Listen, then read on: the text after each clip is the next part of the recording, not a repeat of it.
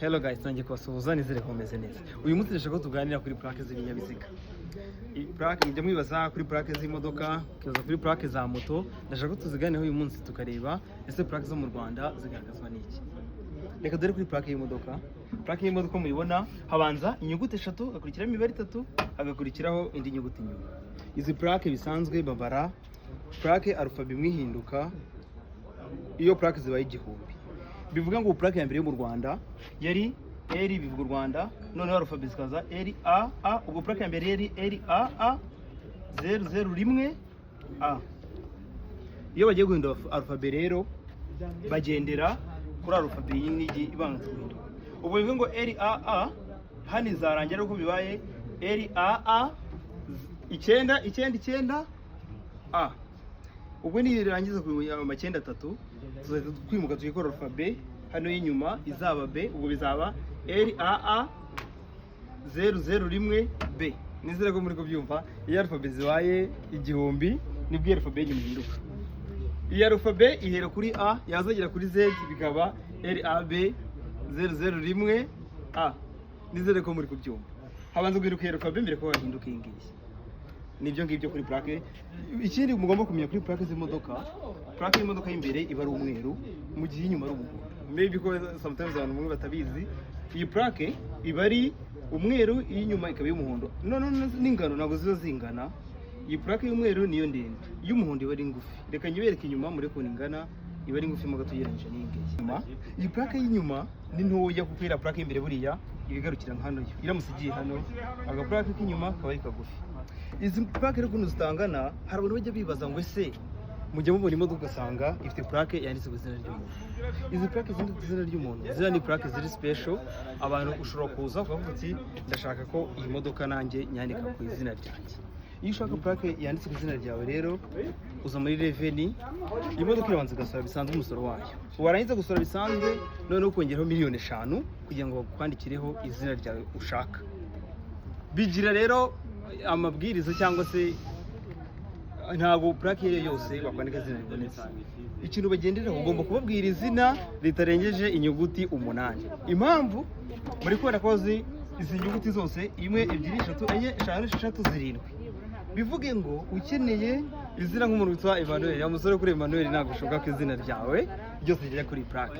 Impamvu Emmanuel ni alphabet 8, nubibara neza urakumva ni alphabet 8. Bivuge ngo imashini zicura plaque ziba zifite size itajya munsi. Bivuge ngo alphabet 8 nta kintu wakora ngo zijye kuri iyi plaque inyuma ingana gutya. Kandi ntabwo bahindura format ya plaque kuko plaque bazicura niyo format zigenderaho. Ubwo niba ukeneye izina urakora izina ritarengeje alphabet 7. Zirenze 7 ntabwo bikunda. Iyi niko plaque y'imodoka. Ubu izi ni plaque z'abantu basanzwe. Habaho ama plaque agiye atandukanye. Habamo plaque, izi ni plaque zisanzwe ku bantu bose bari privé. No, izi ziri public. Habamo plaque atandukanye. Tugira plaque y'igisirikare RDF, habo plaque ya RDF mu muyibare yabanditse RDF, indi mibare kurikiraho nk'ibi ngibi byo ni ibintu bisanzwe, ariko RDF banditse mu mibare y'icyatsi.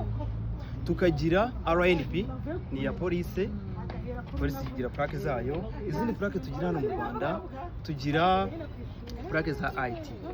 Hari igihe uzabona plaque wari imodoka imeze gutya ariko yanditseho IT n'imibare ikurikiraho, biba bivuga immatriculité temporaire. Bivuga ngo iyo plaque ibigenewe kuzaba hano atari igihe kirekire, ni plaque izakora igihe runaka, uyitunze akongera akayidepoza akagenda. Iyo modoka iba itayishyuye imisoro rero. Iyi modoka nk'izi nizo ziba zishyuye imisoro. Imodoka zose zifite IT cyangwa ukabona UN, izo modoka ziba zitishyuye imisoro. Ikindi muzabona plaque zanditseho umubare mu ibara ry'icyatsi CD ni plaque z'ama ambassade. Ambassade rero bifite amanimero bagenderaho bayineminga kugira ngo bayihe plaque yayo. Izo niko zimeze. Ubwo muri make izo ni plaque ziri kugenda zikora ku mamodoka. Ndashaka ko tuganira kuri plaque ya moto nkabereka ahantu itandukanye n'imodoka. Plaque z'amamoto ahantu zitandukanye n'izi modoka, izo alphabet ziba ari 2. Mu gihe imodoka ziba ari 3. Nta bindi bitandukanaho, ni kugira ngo batandukanye bamenye ngo ese plaque mu gihe uyisanze nko mu muhanda ukatorogora plaque kugira ngo uyitandukanye bashatse ko bagomba gutandukanya plaque za moto n'izi modoka. Ubu iyo ari imodoka hano ziba ari alphabet eshatu, mu gihe moto ari alphabet ebyiri. Bihinduka kwa kundi nabibabwiye ubu plaque ya mbere ya moto mu Rwanda yaje ari LA001A. Iyi alphabet nyuma nibanza guhinduka nko twabivuganye. Ubwo niba plaque zuzuye igihumbi bivuge ngo plaque ya mbere yari LA001A, ubwo plaque yakurikiyeho zikirangira uyu mubare bike LAA 999A kugira ngo tujye kuri alphabet ya B, ubwo byabibaye LB001B. LA001B. Iyi alphabet ikazagera kuri Z, igeze kuri Z nibwo igaruka hano ikabona guhinduka, ubwo ikaba LB001A kuko ibi yabaye B, ubu yitangira kuri A kugeza igeze kuri Z ikazabona kongera guhindura iyi ngiyi. Ikindi mugomba kumenya kuri izi moto cyangwa n'imodoka, ikintu zihuriraho muri alphabet zose zibaho, inyuguti ya O ntabwo ibamo. Impamvu O itabamo, impamvu utabona O cyangwa se LAO ni ukugira ngo birinde misinformation, O utayitiranya na zero. Alphabet ya O ntabwo ijya mu plaque, icyo cyo mugomba kukimenya. Ndashaka ko tuganira kuri plaque z'ikamyo, noneho mukareba imodoka ese ikamyo igira plaque zingahe. Reka mbereke n'ikamyo. Ku ikamyo rero yo igira plaque zitandukanye. Igira icyo bita igitwe, cyo kiba gifite plaque zisanzwe nk'izi modoka isanzwe nyine. Kwa twaganiraga ya plaque ni iyi ngiyi yo kuri iki gitwe. Iki gitwe kiraza kugarukira hano, kigarukira aha. Plaque iba yayindi y'umweru isanzwe, noneho inyuma ari umuhondo nk'iyi muri kuyibona. Dukomeje murabona ikamyo ifite ikagenda cyitwa trailer. Iki trailer rero ni igikora container cyangwa se n'indi mizigo yose. Iki ngiki rero igira plaque imeze gutya. Plaque yayibanza RL. Ubwo iyi ni iyikorera imizigo maybe kinavuga road. Iyi modoka plaque zose z'amakamyo zo mu Rwanda ari L na alphabet zikurikira. Ushobora guhita wibaza uti se ko moto n'ubundi ndayitangizwa na alphabet ebyiri. Impamvu ugomba kumenya ko bitandukanye n'iya moto, izi muri kubona imibare iba ari ine. Iyo iba ari imibare ine, mu gihe moto twabonye ko ni izi ebyiri akaza imibare isanzwe hakajyaho alphabet inyuma. Niho izi moto na plaque y'ikamyo ishobora kuzitandukanya. Ikindi kintu ugomba kumenya kuri izi modoka, plaque ushobora kugira ikibazo ugasanga plaque yawe urayitaye.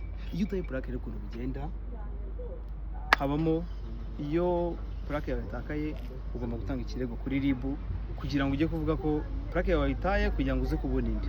Iyo utanze ikirego kuri RIB barakwakira bakaguha cyangwa cyerekana ko wayitaye plaque yawe, bahita bakubwira gufata icyo cyangombwa ukayishaka mu agent w'Irembo cyangwa se nawe wabyikorera ukapurayinga ku Irembo usaba ko wahabwa plaque yawe nshyashya isimbura yindi wataye. Iyo uje guhinduza plaque rero ya modoka usaba kuyizana hano, uyizana Dubai Port. Hano niho dukorera. Dubai Port, Rwanda Revenue ikorera muri iyi nzu, nibo bakora ibijyanye n'amaplaque. Iyo wayizanye rero baceka imodoka yawe ko plaque yitse kiriho, bakaguha plaque nshyashya nyine isimbura yindi wataye.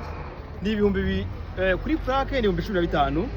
Noneho carte jaune yatakaye nayo ikoresha iyo nzira kujya kuri RIB ugatanga ikirego ko wataye plaque. Carte jaune yo bashyira 5,000, ariko plaque ni 15,000.